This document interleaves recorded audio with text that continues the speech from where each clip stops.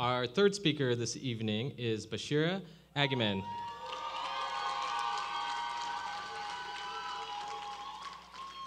Bashira is a Ghanaian-American Muslim student. She's a senior at Washington State University, double majoring in comparative ethnic studies and French. This past winter, Bashira was named WSU's first campus civic poet, a collaboration between the English department and the MLK program on campus. Bashira is a student mentor for the African American Student Center. She served as the president of the National Panhellenic Council, WSU chapter this past school year, as well as remaining an active member of her sorority, Delta Sigma Theta Sorority Incorporated. After graduation, she is looking forward to pursuing her dreams of becoming a writer, scholar, and an educator. She will be joining the Teach for America program as a core member, working for educational equity for all children. Once again, please help me welcome Bashira.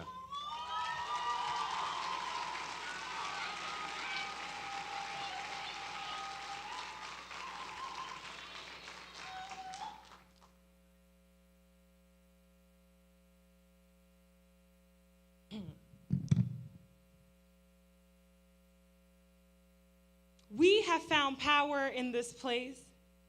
In this place, we are the little lights of ours blossoming alongside each other in the gray. Gravity is the intensity of our hugs, come alive by the grace of a higher being. This little light of ours that we hold in our left breast, we have found the buttons to the pockets and keys to the doors, and finally opening ourselves, claiming and reclaiming ourselves out from darkness and strife. Let them know we come in. Tell them that the revolution is still live, that the revolution likes trap music and will call you out at mics. The revolution is us, the stars that were shot in the midst of doom. So make whole your blossom, make full your bloom. Good evening, everyone.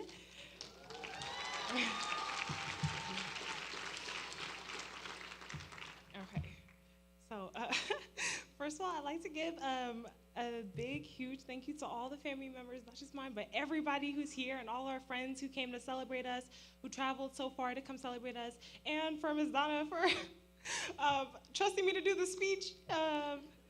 And I would also like to start off by saying how humbled I am to be graduating alongside such caring, passionate, hardworking, beautiful people, people who care about the world they live in and want to see it be a better place, people who wake up every day and go out onto campus and into the world despite the challenges and setbacks, who love their community fiercely and work to be a part of it, lead it, serve it, those who even on the hard days showed up and showed out for themselves and for their communities, tired or tirelessly, we lifted up one another.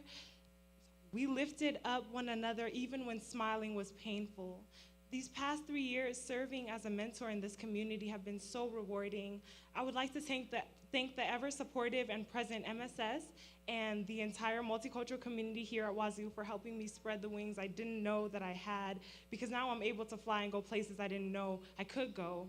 And I'm a very, very proud member of this community here. It was an honor to serve you, serve alongside you, make you poetry, make you peach cobbler. That was me. Whether it was staying up all night or staying up together or staying reparated, we did what we had to do to get to this moment right here and right now.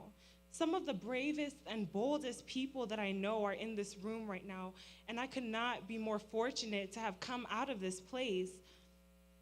We are a community made up of truth tellers, dreamers, dream defenders. We are the ones who ask tough questions of the world, like, why not eradicate borders? Why not validate every gender? Why not reparations? Why not justice for Black lives? Because why wait any longer to ask these questions?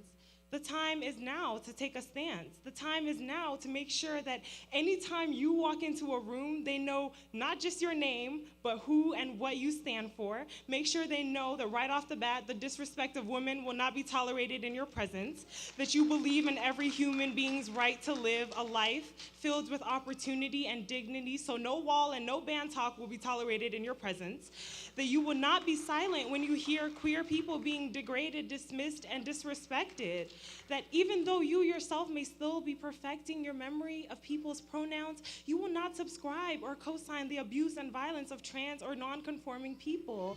Stand up for your rights, and not just your constitutional ones, but your right to be wrong sometimes, your right to be imperfect, your right to be petty, and finally, your right to tell the truth.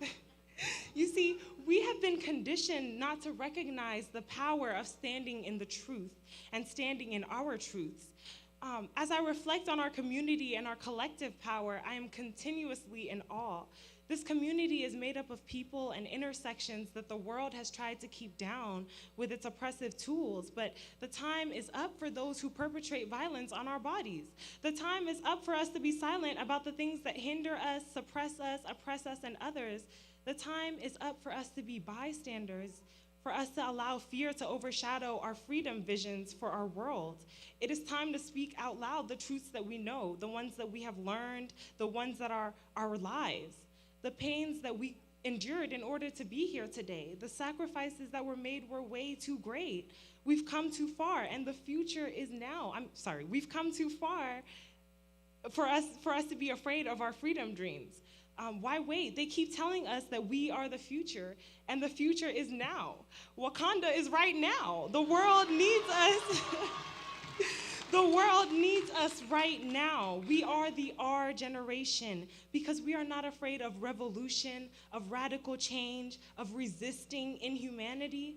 Once we tap into our power and realize our own humanity, the one the world tries to hide from us, we cannot be held down.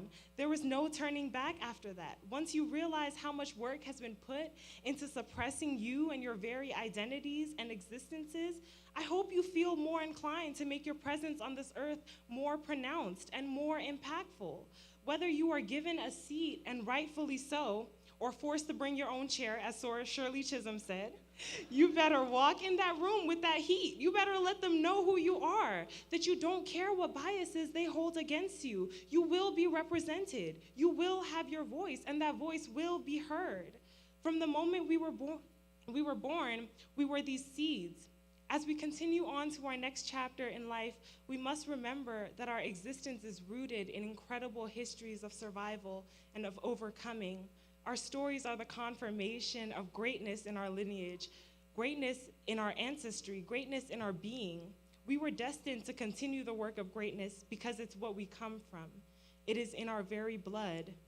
So this day and tomorrow marks the real new me and new us, the us that knows better and must now go and do and be better. Thank you.